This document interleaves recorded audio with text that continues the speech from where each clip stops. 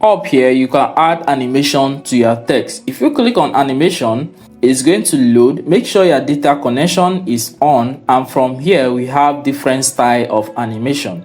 We have in animation, out animation, and we also have the loop animation.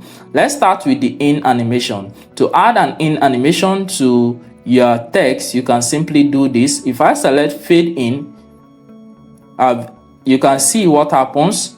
The text faded in. If I select typewriter, you can see that our text starts typing in. These are different template animation that you can choose from in the in animation category. If I want to add an out animation, you can do this also by selecting any of these out animation. Let's make use of this. You can click on the download option and it will be downloaded. You can see I've added an out animation to my text. If you want to add a loop animation, this happens all through your text is on the screen. If I select the jiggly animation, you can see what happens to my text.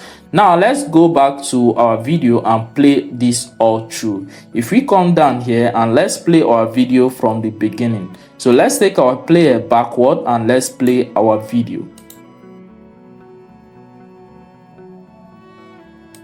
So now you can see how that is being done.